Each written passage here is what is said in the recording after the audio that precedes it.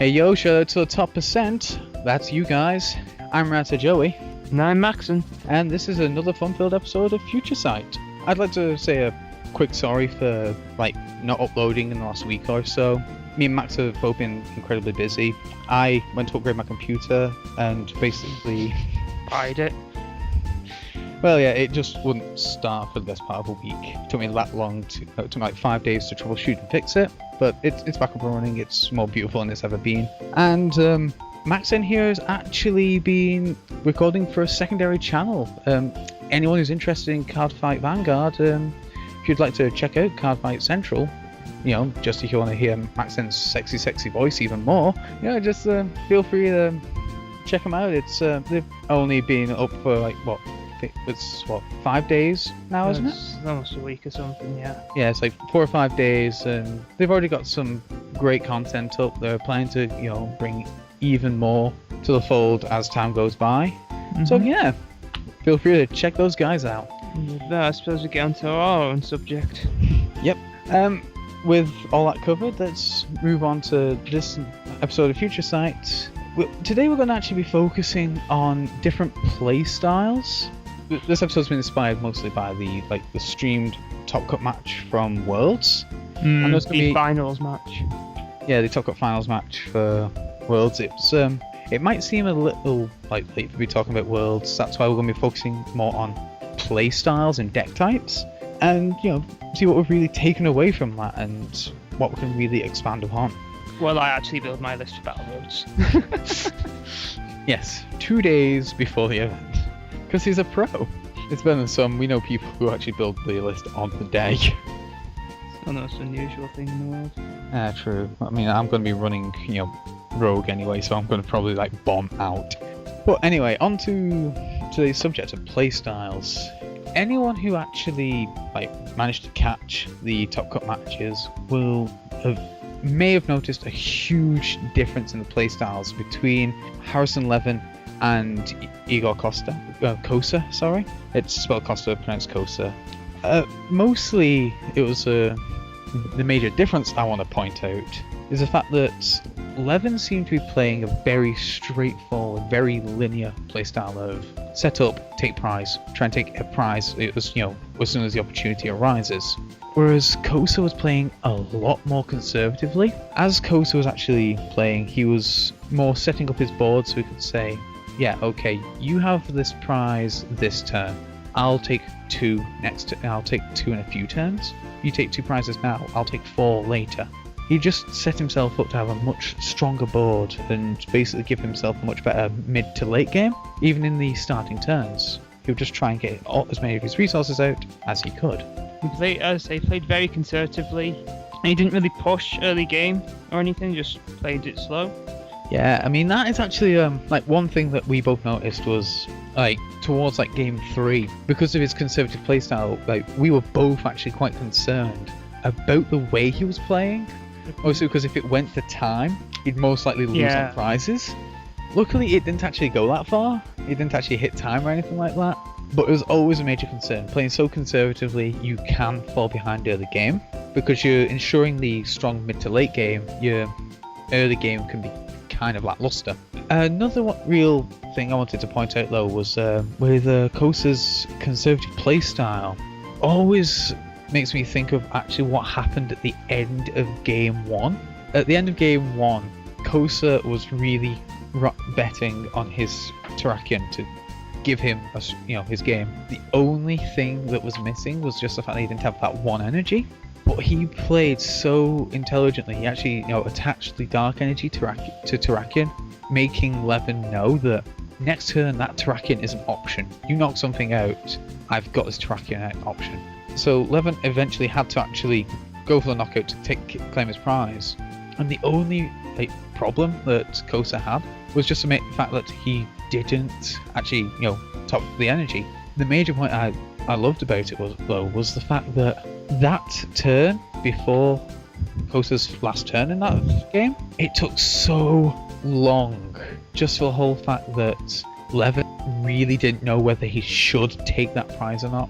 He didn't know whether Kosa had the energy in hand, and whether he, going for that prize would give Kosa game. I mean, that turn itself must have taken, what, 3-4 minutes on its own, just with how well Kosa bluffed it. For me, that was it just showed how Kosa was playing that game. He wasn't just playing the board, he was playing his opponent, he was getting in his opponent's head. For me, that was just a beautiful bit of gameplay. And Max has gone deadly silent. No, I'm just listening.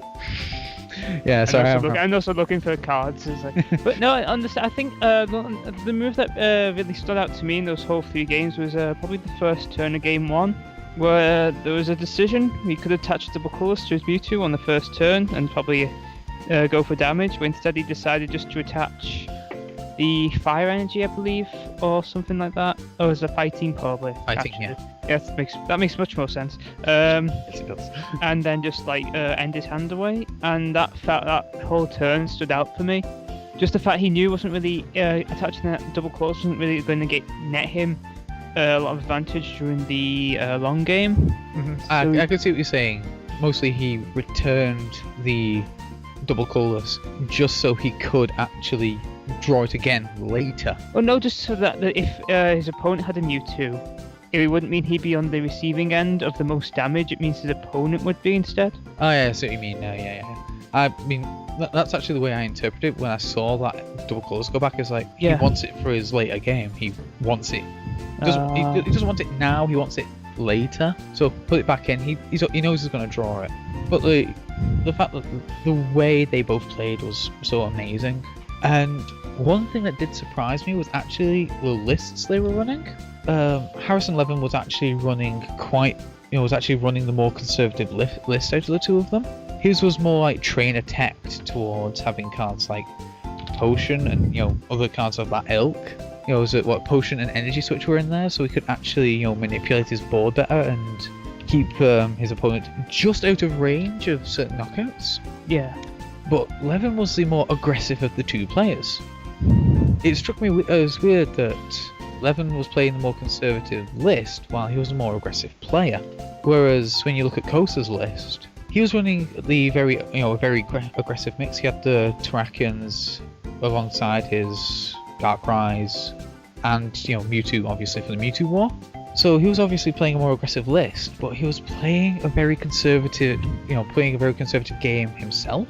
And that did actually strike me as being, it was quite odd to see the aggressive player playing the conservative list, the conservative player playing the aggressive list. And to be honest though, it did actually, one thought has come to me since then, the more I've thought about it.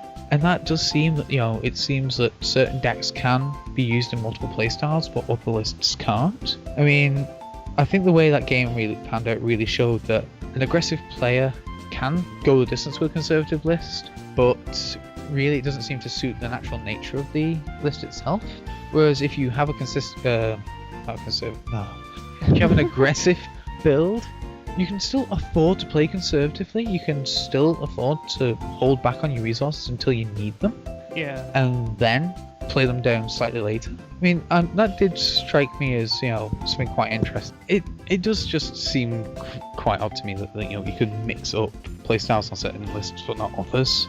And I think it might be one thing that most people don't really realize when they're building their lists. Like, a lot of people will go out and a lot of people do net deck. It's been mentioned quite a few times. I've even written an article on it. And really, it's kind of hard to net deck like that if you don't know the playstyle behind the deck. If you're running, if you're an aggressive player and you net deck a conservative list, you're going to find yourself struggling. Yeah.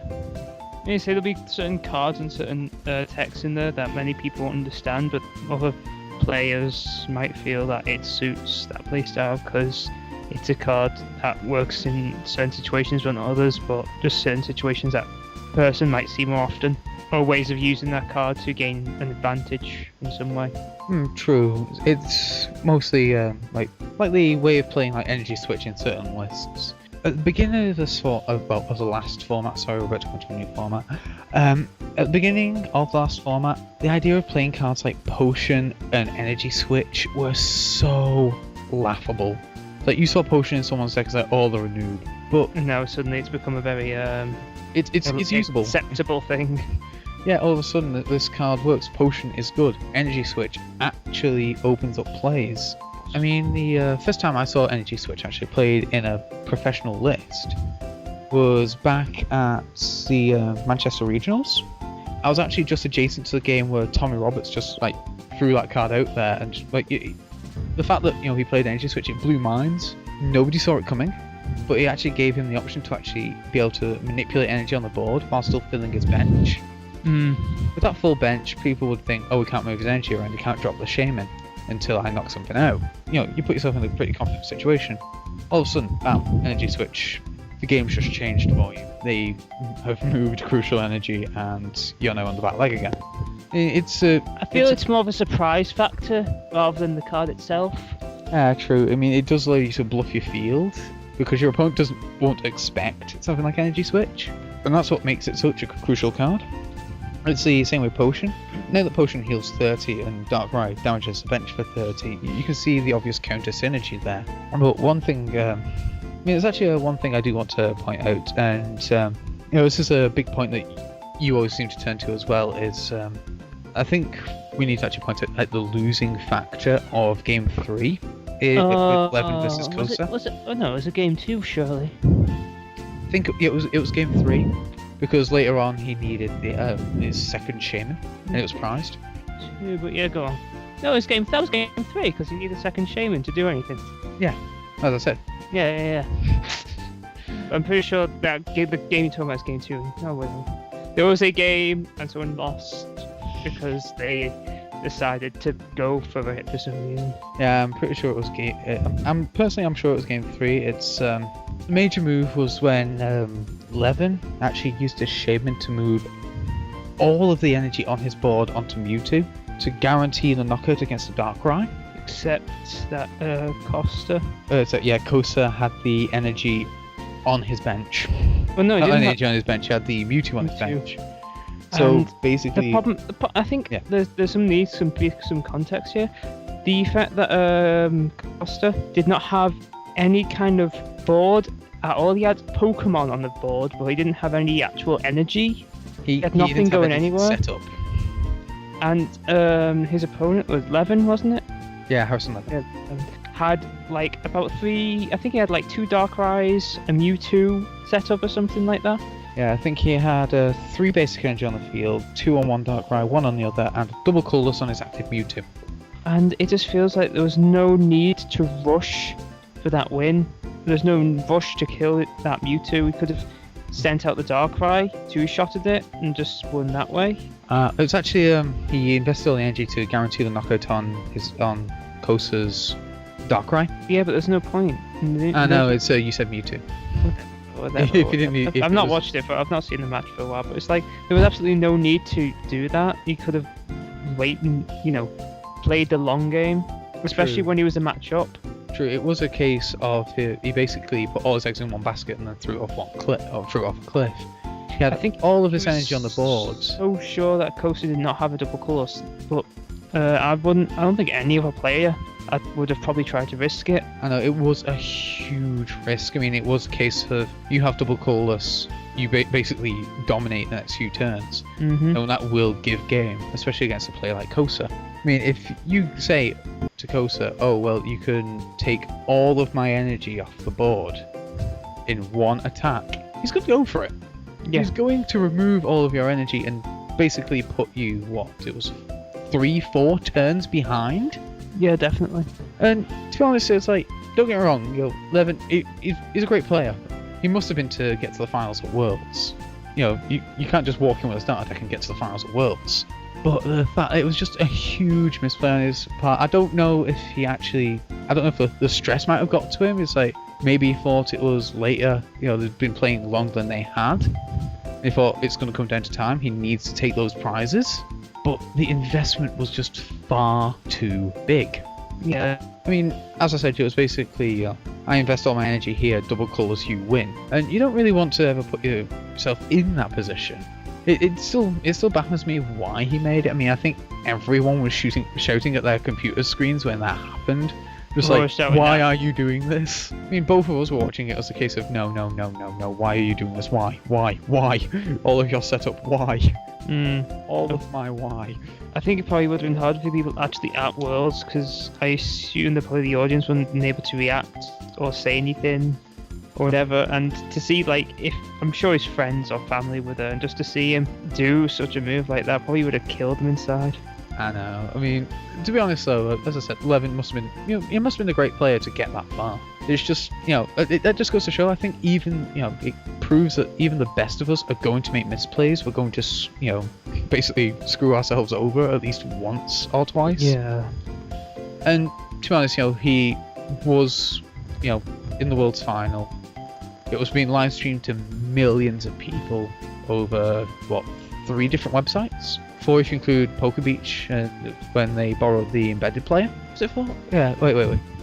The Pokemon World Championship site, Pokébeach, GameStop themselves, and Twitch. Yeah, 4. That's all the ones I know of. But it was a huge investment, and I still don't see the logic behind it. The only thing I can think of is, if I do this, the perfect card for him is going to be double colorless. At this level of play, you're not going to have the perfect card. I know I wouldn't draw it, so he's not going to draw it. That's the only way I could see, think of it. It's like, Sod's Law says if I don't do this, he doesn't have double colorless. I just still feel that if he had played the long game, probably would have won that match. Yeah, he would have actually taken it going for the mid to long game. And that comes actually, straight back to our talk on playstyles. That, Levin was playing a very right here, right now game. I mean, a lot of his future planning you could see was in making sure he had a board later, not trying to deprive Kosa of his board later. Whereas Kosa was focusing more on trying to make sure that he had all the pluses on his side and there was a lot of minuses on the inside of the board. I mean, Kosa would be happy just to chip away at parts of the board and then sweep later on. Whereas Levin was just, is that a prize? Okay, I'll take that. I mean, and also, I apologise if that sounded a bit, blunt and level there. I mean, as I said, Levin must have been a great player to, he got that far. I think the problem is that it's because it was televised to a lot of people, that a lot of people know about misplay and will probably bring it up a lot. True. And to be honest though, as I said, a lot of people were watching. I'm thinking he just choked at that moment. It wouldn't be, it wouldn't be hard to understand making a misplay of that scale when you've got that much pressure on you. It's like, oh well, this is for the World Championships. Yeah. And I've got, millions of people watching me. I think, quite frankly, the stress would get to me at that point. I think stress would get to anyone unless you're some kind of machine. Maybe Kosa's a machine because, quite frankly, he just had his swag on for most of that game. Did you ever notice when the camera panned out to Kosa, he always seemed so, so confident, so sure. It's like he knew exactly what he was doing and how. To be honest though, Kosa's been there to World several times. Yeah, true. Actually, that is something we've got to point out, and actually, it's a big shout out for Harrison Levin. It's the fact that was his very first Worlds tournament. So to go that far on your very first run, that's amazing itself. So anyway, any interesting texts you actually might have seen? Well, you personally noticed in Pokemon? Not recently. Not really. The format's been. I meant in the overall in the match. On the match, I thought the Terrakion was interesting. It made sense, but it's not something a CC splashable. Well, splashable is. Most players don't consider it to be something they think about. I mean, in this format, there's a lot of dark, and there was a lot of dark was dominating the format, the last format, so it made a lot of sense to put it in. Yeah, true. I will actually agree that the Terrakion is a tech that most people don't go for. Mostly, I see it being because you can't just splash it in. You do have to construct your deck around it. But if I've got the Bouncer Coaster's list right in my head, I've not actually seen the list written down. But I'm guessing would have been running at most 2 or 3 fighting energy and prisms. Because prism can be either dark or fighting, so it covers all aspects there. But the fact that he did actually go that route is it shows that he put a lot of thought and practice into his deck balance there. One thing that like actually really took my interest, and it was actually on both lists, is actually 2 Shaman. I mean, I can think about like half a season back, the standard number for Shaman was 1 because it was a just in case card. But now it's become less of a just in case card and more of a this makes plays card. Actually, now it's become a not existent in format card. Okay, well back then, by the end of the last format, actually technically we're still in that format, but there's no tournaments. By the time this episode's out. True, unless I really get like things out of bottoms. I will be trying to get this out quickly though. Has to be out by Friday, otherwise I'm right. It's doable. It's doable. I probably won't get any sleep on Thursday night, but it's doable. Anyway, I think we've finally wound down on this one. Except we kind of derailed from Shaman. Except you kind of derailed from Shaman. Yes, we did. It was mostly, I was just going to mention the whole fact that it's gone from being a 1-off tech to a 2-off tech.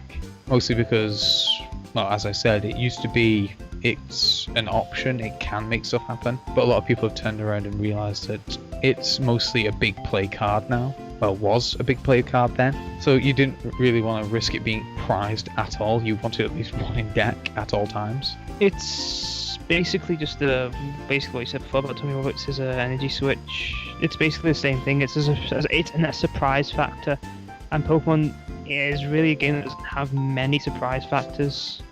So being able to take advantage of as many as possible is pretty much clutch.